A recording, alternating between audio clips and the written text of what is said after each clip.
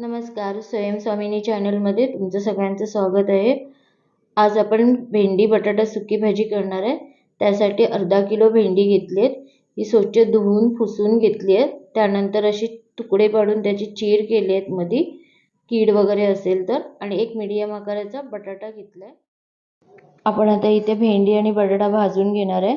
त्यासाठी मी इथे गॅसवर तवा तापत ठेवलेला, त्यामध्ये 2 चमचे आपण तेल घालून घेतलंय।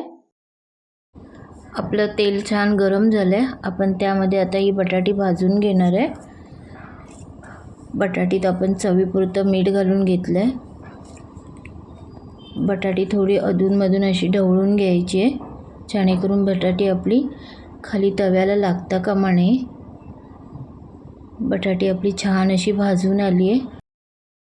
बटाटी आपण आता ही काढून घेणार आहे एका डिशमध्ये। बटाटी आपली छान भाजून झाली आहे। या तेलामध्येच आपण आता भेंडी भाजून घेणार आहे। भेंडी आपण आता हे सर्व या तेलामध्ये खरपूस अशी भाजून घेणार आहे। ही भेंडी भाजताना तुम्ही अर्ध्या लिंबाचा रस यामध्ये घातला तर त्यातला जो चिकटपणा असतो तो निघून जातो। इथे चवीपुरतं मी मीठ घालून घेतलंय। आपण आता ही छान अशी भाजून घ्यायची आहे। आपली भेंडी छान अशी भाजून झाली आहे। आपण मगाशी जो बटाटा भाजून घेतलेला तो आता या भेंडीमध्ये मिक्स करून घेतलाय। इथे आपण आता भाजी फोडणीला देणार आहे। मी गॅसवर टोप तापत ठेवलेला, त्यामध्ये 2 चमचे तेल घातलेलं, एक मीडियम आकाराचा कांदा तो छान असा भाजून घेतला, अर्धा टीस्पून हिंग। आपला कांदा चांगला लालसर होईपर्यंत आपण इथे भाजून घेतलाय। इथे 1 चमचा मी सफेद तीळ घातले। सफेद तीळ घातल्याने भाजीला छान अशी चव येते। आपण आता हे तीळ आणि कांदा छान असा परतून घेणार आहे। इथे एक मीडियम आकाराचा आपण टोमॅटो घेतलाय बारीक चिरून, तोही आपण आता या कांद्यामध्ये छान असा भाजून घेतलाय। आपण आता इथे 2 चमचे लाल तिखट घातले आहे।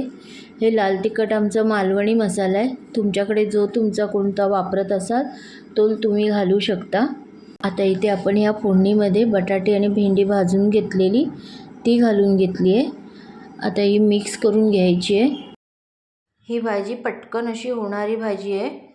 ही भाजी तुम्ही चपाती बरोबर, भाकरी बरोबरही खाऊ शकता, किंवा भात वरण केलं असाल तर त्याबरोबर ही तोंडी लावायला भाजी खूप छान लागते।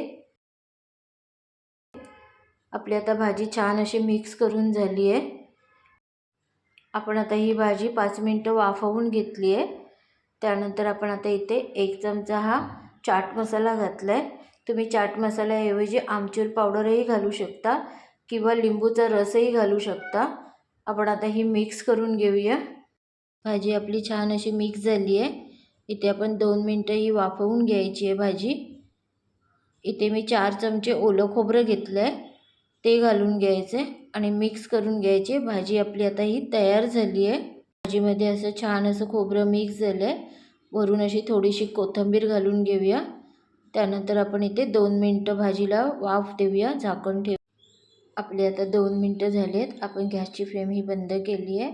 अशाच माझ्या नवीन नवीन रेसिपी पाहण्यासाठी माझ्या चॅनलला लाईक, शेअर आणि सबस्क्राईब करा। धन्यवाद।